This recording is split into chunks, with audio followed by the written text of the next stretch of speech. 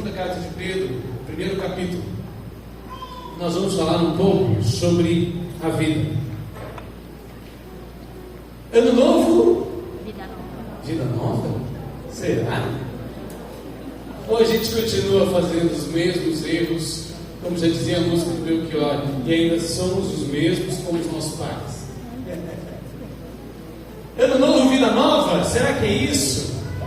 E a gente tem essa questão do calendário. Eu sei que o pastor Jamiro já trouxe uma mensagem. Eu li alguma coisinha, não vi a mensagem, mas sobre nova criação, né? De 2 Coríntios, que é nova criatura, nova criação de Deus nós somos. Ele faz tudo novo, inclusive os anos novos, graças a Deus. A gente pode respirar. Quando a gente está feliz, aquele clima de fim de ano, encontrar os amigos, os parentes, se está tudo bem, de repente já vem PVA, IPTU, e aí vai, os rios da vida. E de repente parece que a vida parece um grande círculo, que a gente roda, e às vezes cai no mesmo lugar. Eu não sei se você tem essa mesma sensação que eu. E eu nesse fim de ano, começo de ano, li algumas coisas, não muito, porque perdi meus óculos, mas li um pouco, ouvi alguma coisa. E uma coisa que me impressionou muito foi uma frase do John Maxwell, que eu gosto muito. John Maxwell é considerado o maior orientador de líderes do mundo, e é pastor de base, ele é bíblico, ele é cristão. E John Maxwell fala que a vida, na verdade, é uma grande escada. Sabe uma escada rolante? Para cima. Como diz em inglês, upstairs, não downstairs, assim, sim para cima. A vida é para cima. A vida é assim. A vida vem e você tem que estar em movimento. Porque se você não estiver em movimento, você não vai parar no mesmo lugar. Você vai parar por baixo. É assim na vida profissional. Se eu falar tudo que eu já tinha que estudar de pediatria, já estudei, não vou estudar mais nada, daqui 3 anos eu já sou um péssimo pediatra. Assim na vida emocional, quem está casado aí, né? Quem está casado há 10, 20, 25, 30, 40, 50 anos, se a gente não todo dia não exercer perdão, não trabalhar, não ter uma nova saída, fazer coisas novas, as coisas parece que vão indo para trás. E na vida cristã também é assim. Tem um livro muito famoso que é O Peregrino, é escrito por John Bonito. Eu estava preso e fez um livro muito legal. Eu pessoalmente não é o estilo de livro que eu gosto, mas eu tenho que considerar que ele é um clássico da literatura cristã. E ele fala isso, que nós estamos caminhando. A gente só não sabe quando é a chegada, porque a chegada pode estar aqui na curvinha e a gente não vê, mas a vida é uma caminhada. E eu pensando sobre o que pregar, já tinha olhado alguns textos, Deus me direcionou esse texto de 2 Pedro, capítulo 1. Nós vamos ler do verso 4 do verso 5 ao verso número 8. Pode projetar? Tem projeção aí? 2 Pedro, capítulo 1, verso 5, perdão, 5. Eu vou ler na versão aqui, depois eu leio para a minha versão. Vós também, pondo nisto mesmo toda diligência, acrescentai à vossa fé a virtude, e a virtude a ciência a temperança, e a temperança a paciência, e a paciência a piedade, e a piedade a fraternidade, e a fraternidade o amor. Porque se em vós houver e aumentarem essas coisas, não vos deixarão ociosos nem estéreis no conhecimento de nosso Senhor Jesus Cristo. 2 Pedro 2:1-8. Na minha versão é um pouquinho diferente, diz assim: por isso mesmo, empenhe-se para acrescentar à sua fé a virtude o conhecimento, ao conhecimento o domínio próprio, ao domínio próprio a perseverança a piedade, a piedade a fraternidade o amor. Porque se essas qualidades estiverem crescendo em sua vida, elas impedirão que vocês, no pleno conhecimento de nosso Senhor Jesus Cristo, sejam inoperantes e improdutivos. Vamos orar? Pai querido, tua palavra está linda. Nós já proclamamos que queremos ficar sempre no Santo dos Santos. Queremos ver a tua glória. E eu reconheço que o Senhor é a pessoa mais importante dessa reunião. Que tudo que se faz e se fala é para louvor e honra e glória e adoração do nosso Senhor Jesus Cristo. Pai querido, que as mentes estejam cativas à obediência de Cristo. Que teu Espírito Santo tenha liberdade total em nosso meio, para falar, para transformar, para resgatar as nossas vidas. Em nome de Jesus Cristo nós pedimos. Amém. E o tema da nossa mensagem de hoje é o caminho da excelência. Tem aí? Vamos passar. Nós vamos falar sobre isso. Se a vida é um caminho, há um caminho para a excelência. E quem está falando desse caminho aqui é justamente Pedro, que estava ali no grupo dos mais íntimos de Jesus, que conviveu mais de pertinho com Jesus, que estava junto no Getsemane e viu Jesus suando gotas de sangue. Ele estava ali.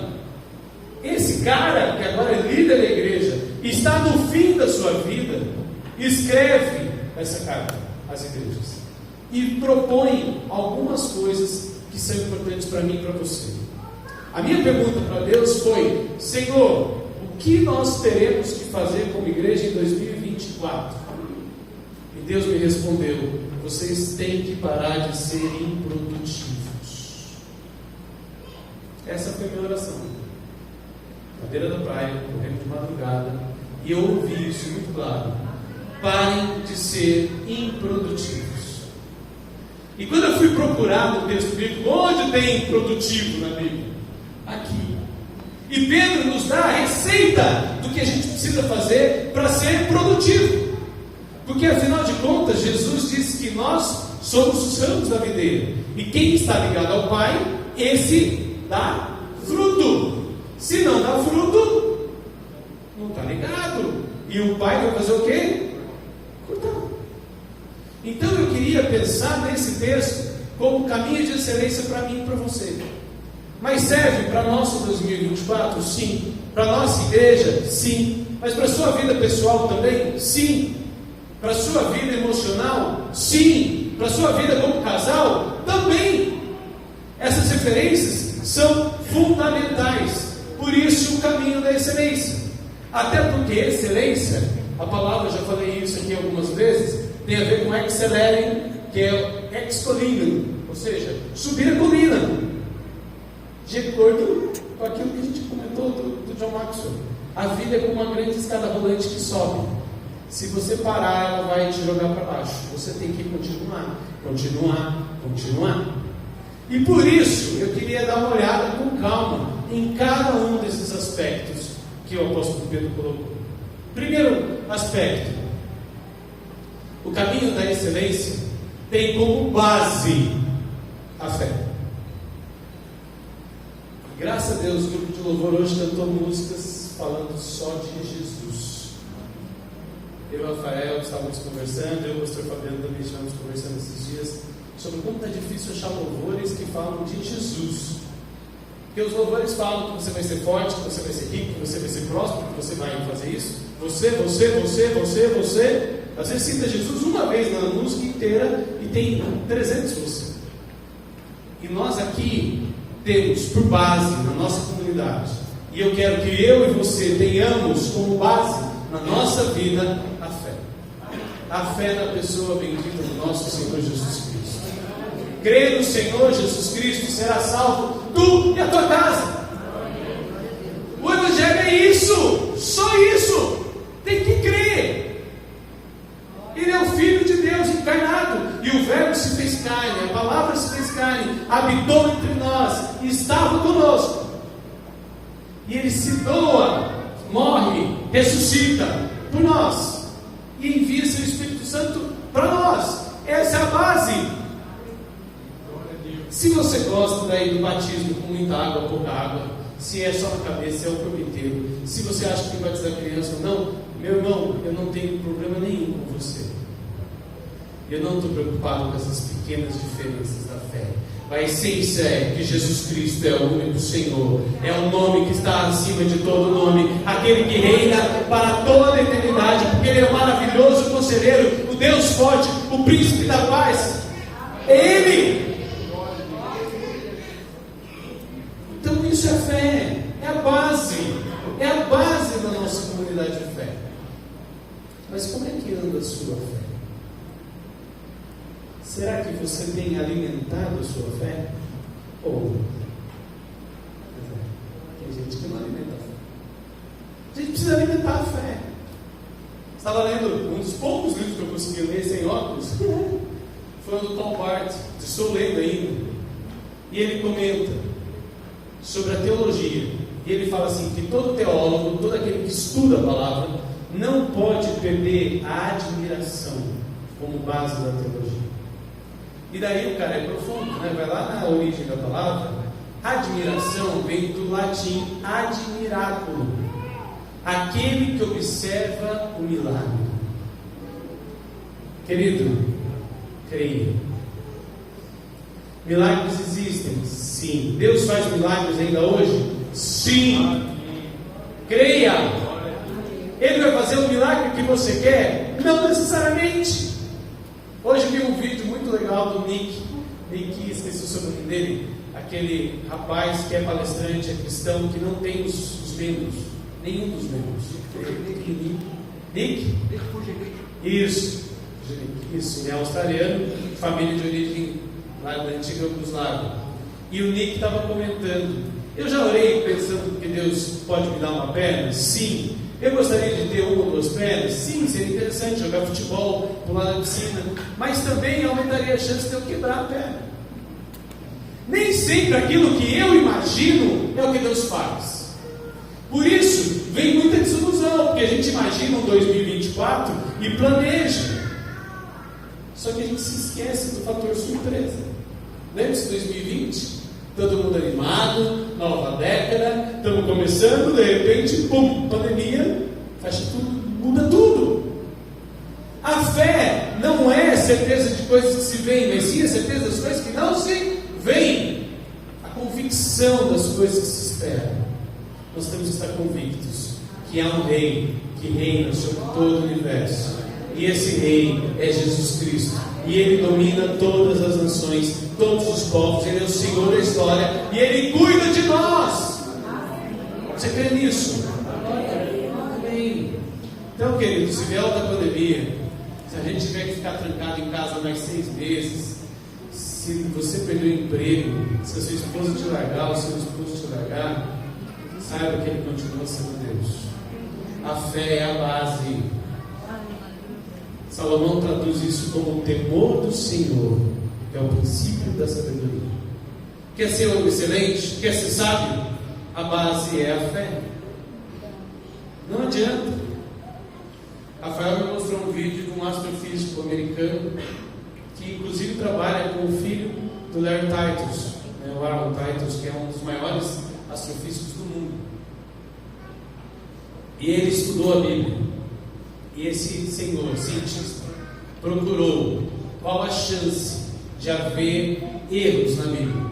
E ele descobriu, ele fez as contas matemáticas lá no modelo matemático, que a chance de ter um erro na Bíblia é de 1 para 1 vezes 10 elevado a 380 mil.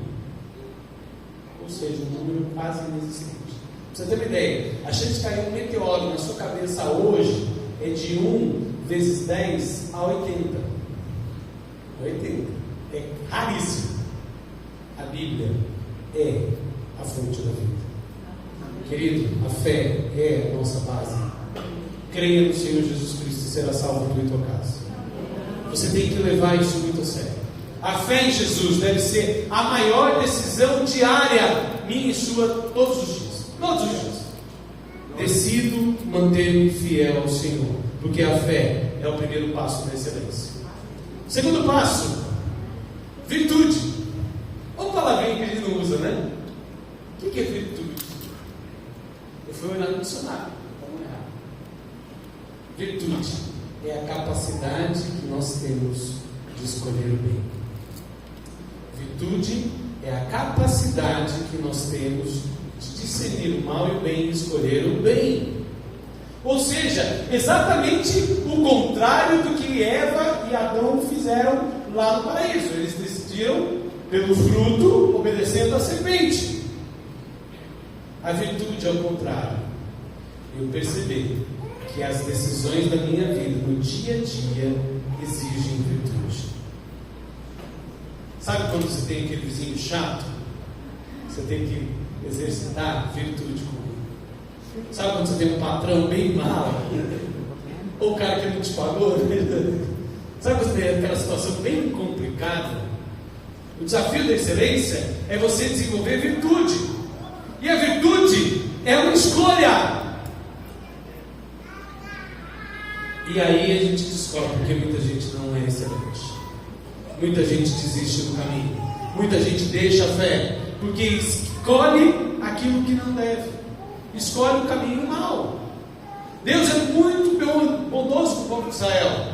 Traz a geração, salva eles no deserto, coloca eles lá diante dele, repete a lei e fala assim: olha, eis aqui o caminho da bênção e da maldição. Toma, pois, o caminho da bênção. É só obedecer. Mas o que a maioria do povo fez? Imaginou hoje no concurso, quem prestou concurso? Já viu que tem bastante gente que prestou concurso. Você imaginou se viesse lá as alternativas com uma alternativa já marcadinha? Essa é a certa. Moleza, não moleza? Isso é muito bom. Mas daí todo mundo aceitava. A virtude é ir entre 2, 3, 4 opções. Escolher sempre aquela que é para o bem das pessoas e o bem das coisas de Deus. Isso é virtude. Jesus fala quando a mulher toca nele, lembra? A mulher do fluxo de sangue vai, passa pela multidão e toca e fala: opa, para, de mim saiu a virtude. O poder, mas decidido a fazer o bem. Ele decide parar e confrontar aquela mulher. Ela estava numa situação super complicada, porque ela era considerada impura, ela não podia tocar em ninguém, ela estava no meio da multidão exprimida e ela tocou, porque ela teve fé. Agora, se ela só tivesse a fé e não tivesse exercido e chegado lá em Jesus, ela receberia cura? Não. Por isso é necessário, no caminho da excelência da vida, a gente ter fé, mas é necessário a gente caminhar também com a virtude. Tem que acrescentar virtude. Eu tenho que decidir. É interessante como a criança, desde muito pequenininha, sabe o que é certo e errado. A gente percebe isso em bebês. Você pega o brinquedinho e você fala: não, criança olha, dá aquele sorrisinho, será que não mesmo? E vai. A gente tem a capacidade de escolher entre o certo e o errado. Escolha, meu irmão, virtude. Que essa igreja seja uma igreja cheia de virtude. Amém? Terceiro passo na caminhada da excelência: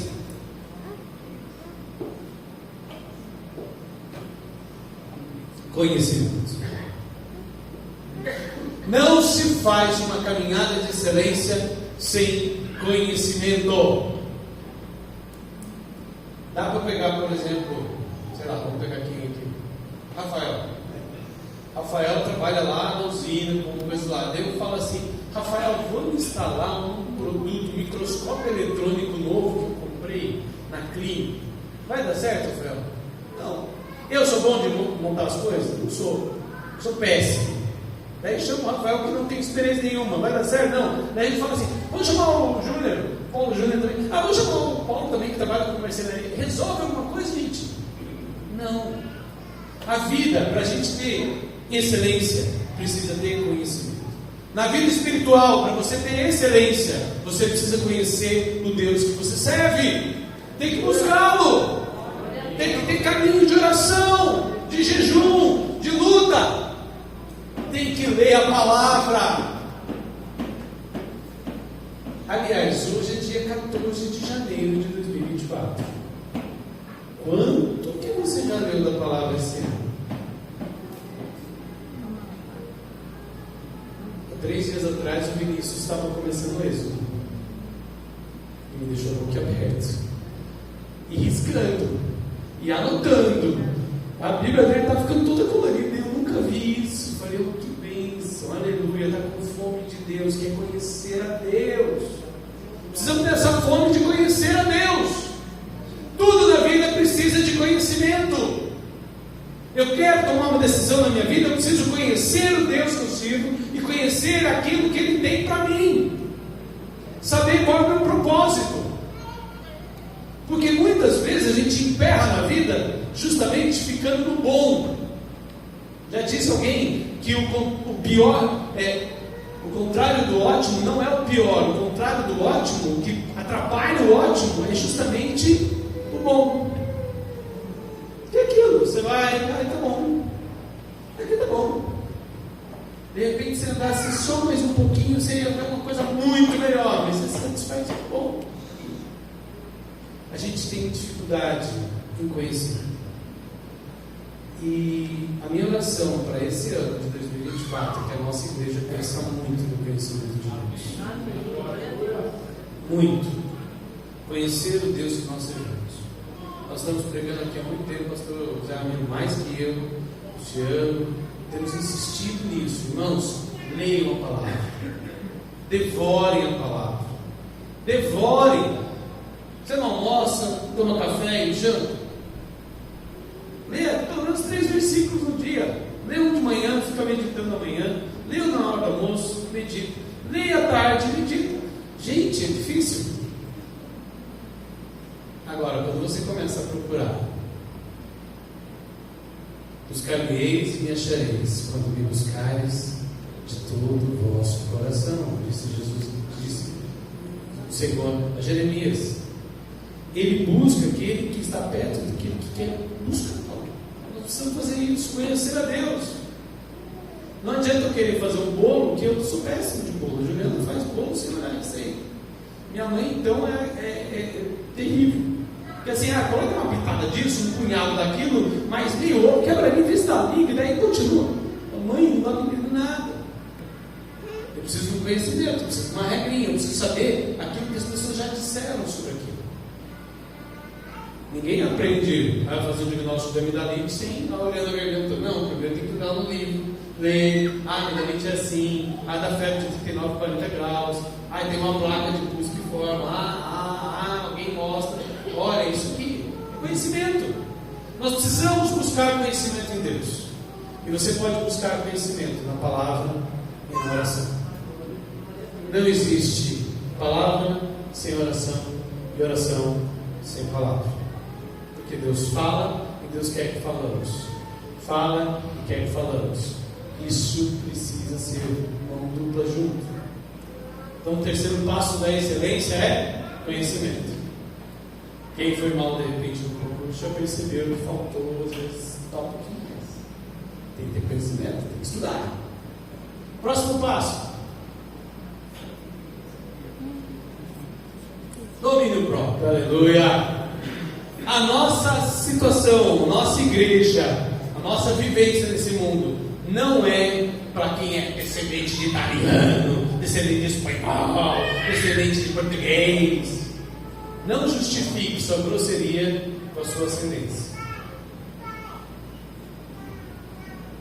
Tenha domínio próprio. Paulo já ensinou que o domínio próprio é parte do Espírito, do fruto do Espírito Santo. A gente não tem. Alguns têm mais facilidade, outros têm menos facilidade. Mas a gente não tem isso tão fácil. Até porque todos nós temos um caminho que dói. É ou não é? Todos nós. Nós convivemos agora 7 dias juntos com o pessoal todo. Uma casa grande, mas 20 pessoas. 20 pessoas, 7 dias na mesma casa. Indo para as praias e voltando. Gente, lá no quarto, quinto dia. Já domínio próprio, né? Dá vontade de dar um sopinho, você dá uma indireta. A vida nossa exige domínio próprio, mas a gente não tem. Porque é difícil para a nossa natureza pecaminosa que já caiu, que já escolheu não confiar em Deus, a falta da fé de Adão e de Eva, nos leva à dificuldade nisso. Porque eles tinham domínio próprio, mas eles não exerceram domínio próprio e decidiram comer do fruto que era proibido. Então, para nós, a gente sempre fica com dificuldades. É ou não é? Você tem que olhar, come ou não come? Faço exercício ou não faço? Vou na academia ou não vou? Faço um bolo para aquela vizinha intragável ali do lado, para ver se ela acalma o coração, Deus fala com ela? Ou não? Mando queimar, aí foi para o céu. Porque é fácil fazer bolo para quem você ama. Aí, beleza. Agora, fazer um bolo e entregar para alguém que você, que te atrapalha a vida, aí é uma coisa interessante. Aí é domínio próprio. Domínio próprio é fruto da ação do Espírito Santo, mas é uma das pedras, um dos passos que a gente precisa fazer, que a gente precisa ter no caminho da excelência. Se a nossa igreja quer ser uma igreja abençoada, viva, pujante na cidade, a gente tem que ser uma igreja de pessoas que têm um domínio próprio.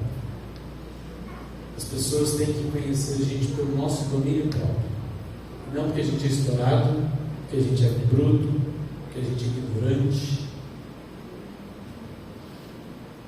Tem que existir. É fácil? Não. Mas se eu tenho fé, se eu procuro o que é certo, o que é a virtude, eu procuro conhecimento na palavra, eu leio a palavra, eu começo a exercer o domínio próprio, porque é o caminho.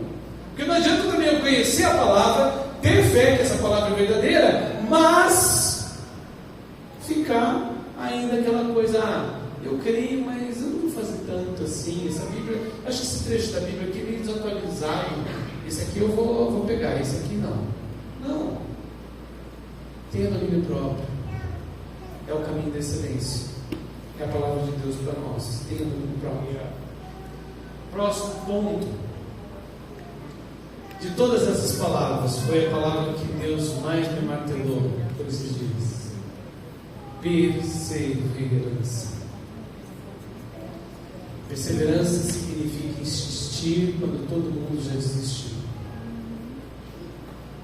Não é teimosia.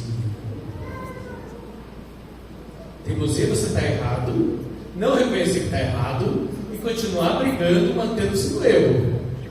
Isso é teimosia. Não tem nada a ver com perseverança. Perseverança é insistência naquilo que Deus te propôs. Deus te chamou para falar do Evangelho, para pregar o Evangelho. E de repente você resolve trabalhar, aceitar um emprego. Você vai trabalhar 50 quilômetros da cidade, sem ver nenhuma Vivaldo carpindo lá sozinho. Você desistiu do chamado de Deus. Você não perseverou. Ah, mas lá eu ganho mais, aqui eu ganho pouco, aqui eu estou passando fome. Tá, mas qual é a sua perseverança? Às vezes a gente precisa ser perseverante em insistir em coisas que aparentemente não dão certo. Aquele avivalista americano que pregou, milhares de pessoas se converteram, muitas pessoas tiveram curas. Quando de repente ele insistiu, perseverou e pregou num culto que tinha pouquíssima gente, só um jovem se converteu, ele ficou desanimado, mas ele perseverou. Só que ele não sabia que aquele jovem era Billy Graham, que se tornou o pregador que mais falou para pessoas da história da humanidade. Perseverança. Às vezes sua bênção está tão pertinho e você não recebe porque você desiste. Esses dias eu disse para o pessoal do grupo de corrida morrer de rir. Eles estavam falando da maratona, que é muito difícil. Falei, eu já corri 3, vou correr a quarta esse ano. Maratona é 21 km você corre, você gosta, treinou, 21 você corre. Do 22 ao 30 você corre, pensando, nossa, o que eu estou fazendo aqui? Do 30 em diante você começa a arrastar e começa a doer, aí a cabeça fala, para, você vai com o coração, fala, não, eu vou. E do 40 em diante a gente continua, porque só falta 2. Vai ser muito feio insistir no 40, isso é 42. É muito feio. Quando você não terminou, cadê a medalha? Não, eu parei no 40. Não, se já foi o 40, corre mais 2. Perseverança é isso. As igrejas do Apocalipse, Jesus fala de maneira muito clara: ser fiel até o fim. Perseverem até o fim. Daí você vai ter a pedrinha com o seu nome, aí você vai cear com ele, você vai estar com ele. Precisa perseverar até o fim. Perseverança é até o fim. Quando será o fim? Não sei. Pode ser que o fim de alguém que seja esta noite, seja esta semana, não sei. Mas persevera até o fim. Caminho da excelência exige persistência. Thomas Edison queimou mais de 1000 lâmpadas sem conseguir fazer funcionar. Até que na milésima alguma coisa funcionou. Funcionou. Mudou a história da humanidade, mudou a história dele, mudou a história da família toda. Porque ele persistiu. Agora a gente tenta 1, 2, 3 e desiste, não é assim? Quando tenta 3, nós estamos numa sociedade muito acostumada com botãozinho de stop, e troca de tela, e troca de tela, e troca de informação, e troca de tela. O Evangelho é para quem é perseverante. Perseverança. Mesmo que doa. Eu lembro da minha mãe e eu e o Fernando oramos 10 anos, até que um dia meu pai entrou no culto. 10 anos. Lembro da dona Antônia Santana, que eu já falei, que pregou para o meu bisavô. 25 anos ela orou pela família até que eu entrasse na igreja. Perseverança. Perseverança. Próximo passo.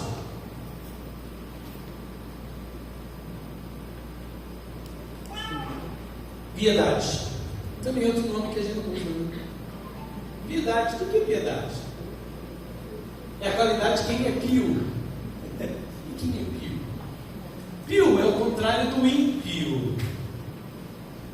Opa, agora fica mais fácil. Quem está acostumado com as versões mais antigas da Bíblia, lembra? Quando o salmista, lá no Salmo 1, fala: bem-aventurado é aquele que não anda segundo o caminho dos escarnecedores, vai falando, não anda no caminho dos escarnecedores, nem se detém na roda, e vai caminhando. Ele fala do justo e do ímpio, ou do pio e do ímpio. Piedade é a justiça, é a santidade. Se eu tenho fé em Deus, sei quem Ele é, tenho fé no Senhor, eu busco a virtude, eu escolho por aquilo que é correto, busco conhecimento, exerço o domínio próprio e sou perseverante, porque não adianta exercer o domínio próprio só na primeira vez que alguém briga comigo. Eu tenho que exercer o domínio próprio o tempo todo. Eu começo a trilhar o caminho da santidade, o caminho da piedade. O caminho da piedade é o caminho da santidade, da simplicidade. Um caminho que não exige coisas malucas, exige só que eu busque cada vez mais o Senhor, que eu confie cada vez mais nele, que eu tenha a régua da virtude o tempo todo e que eu seja perseverante nisso, em exercer o domínio próprio. Porque se eu exerço o domínio próprio, eu começo a fazer como Paulo falou: opa, eu agora sei que comer carne aqui não faz mal, mas para Rose faz mal, eu consigo me controlar para não escandalizá-la. Isso é piedade. A piedade tem a ver com eu manter-me santo para abençoar as pessoas. Manter-me santo para abençoar as pessoas. Precisamos encher a nossa vida de piedade. Na sequência, a gente tem que acrescentar à piedade o quê? A fraternidade. E aí é uma bênção. A gente precisa ser mais unidos.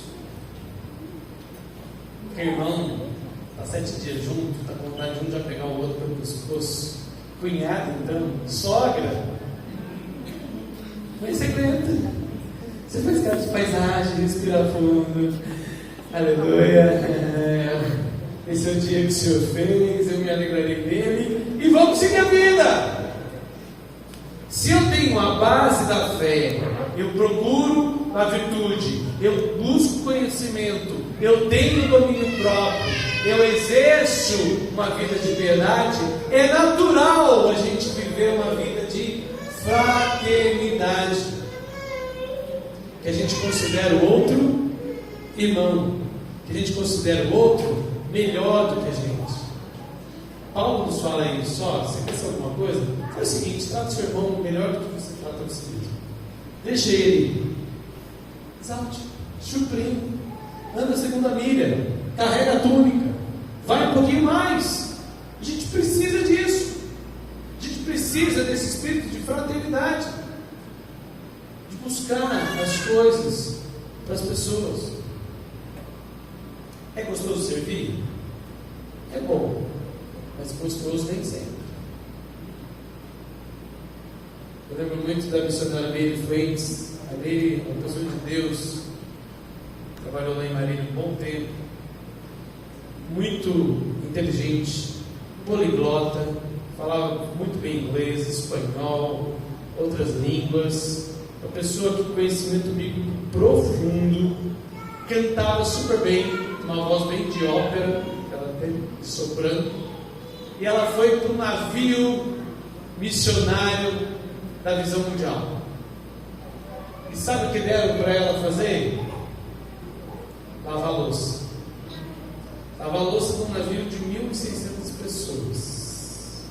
Não é lavar louça para sua casa, sua sogra e seus pais. Não. 1.600 pessoas. Era ela e mais 3 pessoas para lavar louça de 1.600 pessoas. Só que tem um detalhe: a Meire tem alergia a detergente e a sabão. Mas foi o que foi dado para ela. Ela foi e começou a lavar. E começou a lavar. E começou a lavar com o coração muito bonito. Senhor, eu fiz tanto, eu orei tanto, eu jejuei, eu fiquei tanto tempo querendo vir nessa viagem. Senhor, o Senhor preparou isso, preparou aquilo. Mas agora, Senhor, eu canto, eu prego, eu sei falar outras línguas, eu posso sair, entregar folhetos e tal. Me deram apenas lavar a louça. Olha como estão as minhas mãos, Senhor, está sangrando, está no vivo. E ela nos contava que ela ouviu claramente a voz de Jesus dizendo: e as minhas mãos, você já olhou? Quando ela parou e olhou para as mãos de Jesus, ela pensou: opa, ele quer me ensinar alguma coisa. Tanto que ela ficou mais 3 ou 4 dias ali e depois foi transferida para outro setor. Mas se ela tivesse ido direto para aquele setor, não teria dado certo como ela imaginava. Servir é isso, estar disposto a lavar o banheiro. Fraternidade é estar disposto a pegar o irmão em casa e levar no médico. Fraternidade tem a ver com aquilo: meu irmão, você está precisando de alguma coisa? Sentiu você batido. Meu irmão, está precisando de comida? Alguém da cesta básica está aqui. Isso é fraternidade. E nós temos que transbordar isso. Esse é o convite de Jesus. Esse é o convite do apóstolo Pedro para nós. Nós temos que ter a vida cheia de fraternidade. E por último, mas não menos importante, o caminho da excelência. Ele desemboca no amor. Até porque o único excelente na história é o nosso Senhor Jesus Cristo. Aquele que foi como ovelha para o matador, sem dar um pio, sem dar uma reclamação, viveu uma vida correta, tentou salvar Judas até o fim, tentou resgatar Pedro e resgatou, morreu na cruz do Calvário por tudo que poderia acontecer, por amor a nós, e nos ensinou em João capítulo 17 que o mundo conheceria que nós éramos dele quando ele visse o nosso amor uns pelos outros e o amor dele por ele. O amor é a marca, é o selo da igreja. 2024 precisa ser um ano que a gente demonstre mais amor. Próximo slide, por favor.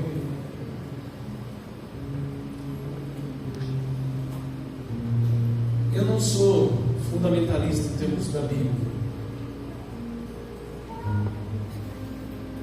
Mas eu creio que na Bíblia não há exatamente nada fora do lugar. Tudo tem um propósito. Olha como que Pedro colocou. A base é a fé.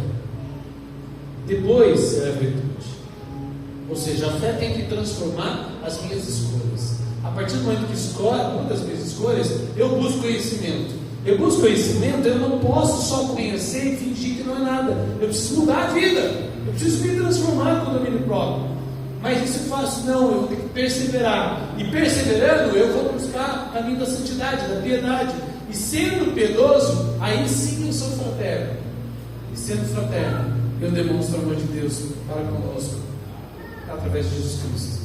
Demonstrando o amor de Deus, eu falo para o mundo quem nós temos. A gente volta para a base, para a fé. Por que nós somos infrutíferos, improdutivos? Porque nós estamos falhando em algum desses pontos, ou alguns desses pontos. Eu gostaria de convidar você a fazer essa reflexão agora.